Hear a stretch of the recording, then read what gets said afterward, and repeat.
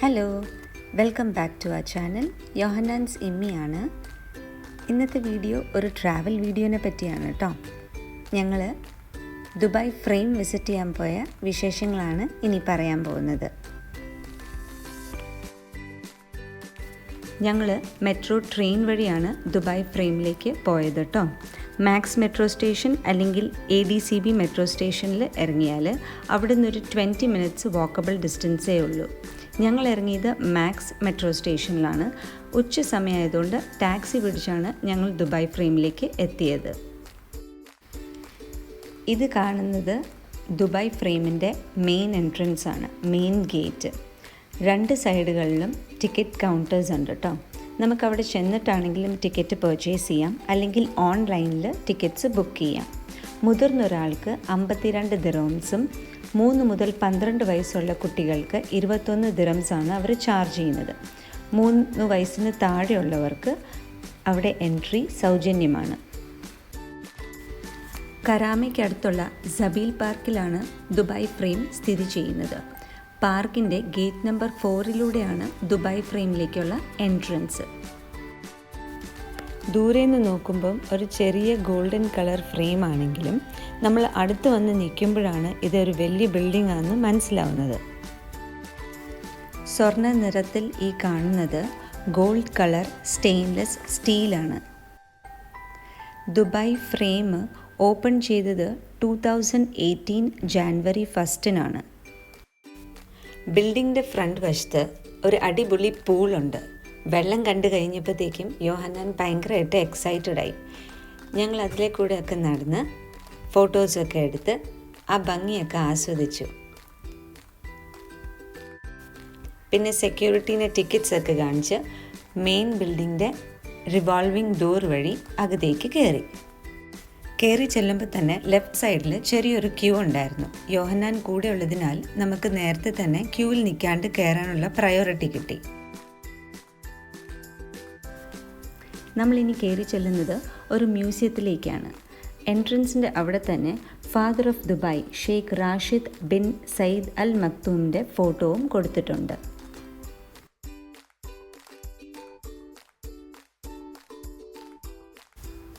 ഇനി നമ്മൾ കാണാൻ പോകുന്നത് ഓൾഡ് ദുബായ്. ദുബായിൻ്റെ പഴയകാല ജീവിതമാണ് ഇവിടെ കാണിച്ചിരിക്കുന്നത്.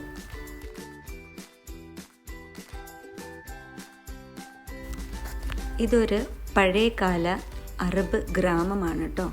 മണ്ണുകൊണ്ടുണ്ടാക്കിയ വീടും മണ്ണുകൊണ്ടുണ്ടാക്കിയ കടകളും അവരുപയോഗിച്ച സാധനങ്ങളും അവരുടെ പഴയ രീതികളും എല്ലാം ഇവിടെ നന്നായിട്ട് കാണിച്ചിട്ടുണ്ട്.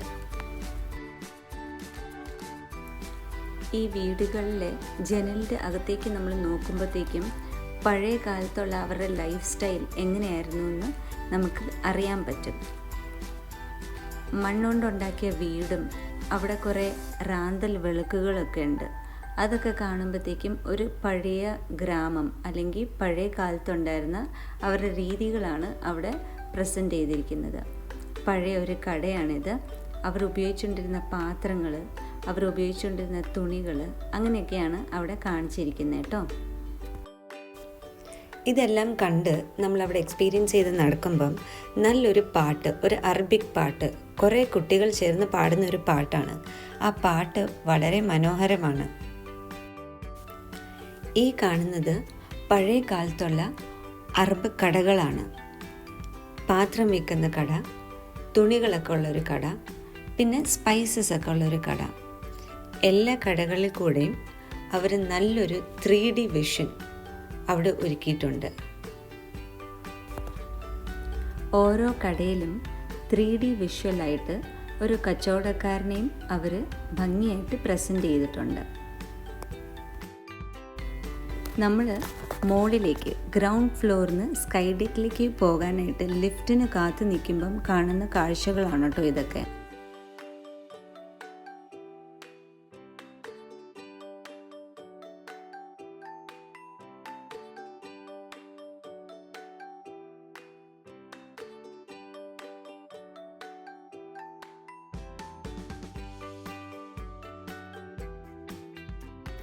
അങ്ങനെ മ്യൂസിയത്തിലെ കാഴ്ചകളൊക്കെ കണ്ട ശേഷം ലിഫ്റ്റ് കയറി വളരെ ഭംഗിയായിട്ട് ഡിസൈൻ ചെയ്തിരിക്കുന്ന ഒരു നല്ല ലിഫ്റ്റാണിത്.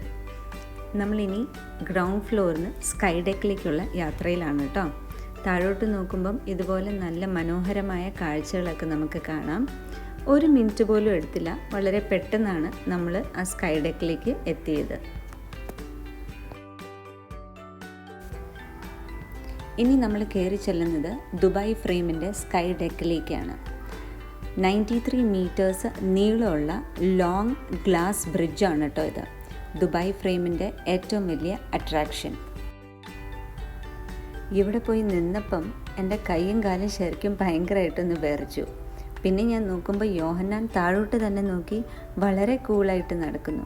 ആ ധൈര്യം കണ്ടപ്പം എനിക്കൊരു ധൈര്യം. ഞാനും കുറച്ച് നേരം അങ്ങോട്ടും ഇങ്ങോട്ടും നടന്നു കേട്ടോ.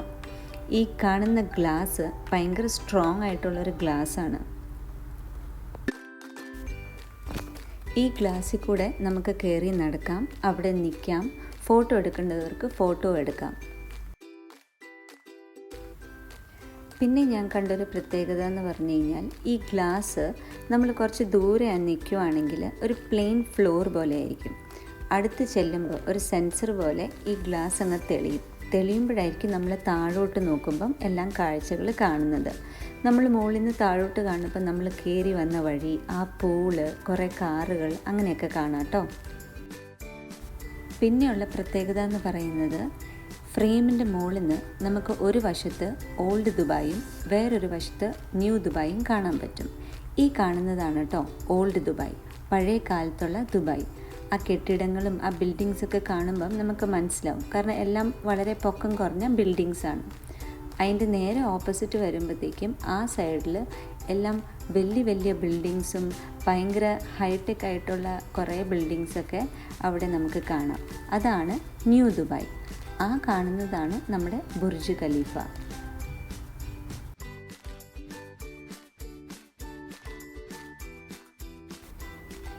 പിന്നെ ഈ കാണുന്നത് ഫ്രെയിമിൻ്റെ റൂഫാണ്. LED ലൈറ്റ്സാണ് അവർ ഉപയോഗിച്ചിരിക്കുന്നത്. വളരെ ഭംഗിയിലാണ് അത് ഡിസൈൻ ചെയ്തിരിക്കുന്നത്. ഞങ്ങൾ ചെന്നത് നാഷണൽ ഡേ ഹോളിഡേ സമയത്താണ്. UAE നാഷണൽ ഫ്ലാഗിൻ്റെ കളേഴ്സ് ആയിരുന്നു. ഭയങ്കര മനോഹരമായ ഒരു കാഴ്ചയായിരുന്നു അത്. ഇതൊരു സുവനറി മെഷീനാണ്. ഇതിൽ കുറച്ച് ഷേപ്സ് കൊടുത്തിട്ടുണ്ട്. ഇതിനകത്ത് കുറച്ച് ഗോൾഡ് കോയിൻസും ഉണ്ട്. 10 ദിറം ഇട്ട് കൊടുത്തു കഴിഞ്ഞാൽ നമുക്ക് വേണ്ട ഷേപ്സിൽ ആ ഗോൾഡ് കോയിൻസിൽ നമുക്ക് പ്രിൻ്റായിട്ട് കിട്ടും. പിന്നെ നമുക്ക് കാണാൻ പറ്റുന്ന ഈ ഒരു മെഷീനാണ്. ഈ മെഷീനിൽ ആ സ്ക്രീനിൽ നമുക്ക് എഴുതുക, എന്തെങ്കിലും പടം വരയ്ക്കുകയോ അല്ലെങ്കിൽ ആരുടെങ്കിലും പേര് എഴുതുകയാണെങ്കിൽ ഇതിൻ്റെ നേരെ ഫ്രണ്ടിലുള്ള ഒരു സ്ക്രീനിൽ അത് തെളിഞ്ഞു വരും. ആ സ്ക്രീൻ ഒരു ട്രയാങ്കിൾ ഷേപ്പ് സ്ക്രീനാണ് കേട്ടോ. ഞാൻ ആദ്യം യോഹന്നാൻ എഴുതി, അതുപോലെ ആ സ്ക്രീനിൽ തെളിഞ്ഞു വന്നു. പിന്നെ നോയൽ എഴുതി, അതുപോലെ അതിൽ തെളിഞ്ഞു വന്നു. അവിടെ ചെല്ലുന്നവർക്ക് ചെറിയൊരു ടീ ഷോപ്പും അവൈലബിൾ ആണ് കേട്ടോ. ഇതുപോലത്തെ സ്നാക്സ്, ടീ, കോഫി, ജ്യൂസുകൾ അവിടെ അവൈലബിൾ ആണ്. അവിടെ ഫോട്ടോസ് ക്ലിക്ക് ചെയ്ത് കൊടുക്കാൻ ആൾക്കാരുണ്ടായിരുന്നു. ആ ഫോട്ടോസ് ക്ലിക്ക് ചെയ്യുന്നത് ഫ്രീ ആയിട്ടാണ്. അതിൻ്റെ പ്രിൻ്റ് ഔട്ട് നമുക്ക് വേണമെങ്കിൽ നമുക്കതിന് പേയ്മെൻറ്റ് കൊടുക്കേണ്ടി വരും. പിന്നെ നമ്മൾ ക്യൂവിൽ വെയിറ്റ് ചെയ്ത ശേഷം ലിഫ്റ്റ് വഴി താഴോട്ട് പോവാണ്. അങ്ങനെ നമ്മൾ ലിഫ്റ്റിൽ കയറിയ ശേഷം താഴോട്ട് ഇറങ്ങുകയാണ് കേട്ടോ. നമ്മൾ ദുബായ് ഫ്രെയിമിലേക്ക് കയറണമെങ്കിൽ ഒരു തൂണി കൂടെയാണ് മുകളിലേക്ക് കയറുന്നതെങ്കിൽ മറുവശത്തുള്ള തൂണി കൂടെയാണ് താഴോട്ടേക്ക് നമ്മൾ വരുന്നത്. ലിഫ്റ്റിൽ നിന്ന് നമ്മൾ ഇറങ്ങുന്നത് നേരെ പ്രത്യേകമായി ലൈറ്റിംഗ് ഒക്കെ ചെയ്ത ഒരു ഏരിയയിലേക്കാണ്. അവിടെ നമ്മളെ കാണിക്കുന്നത് ഫ്യൂച്ചർ ഓഫ് ദുബായ്. ദുബായ് ഫ്യൂച്ചറിൽ ഇനി എങ്ങനെയായിരിക്കും എന്നാണ് അവിടെ പ്രസൻറ്റ് ചെയ്യുന്നത്.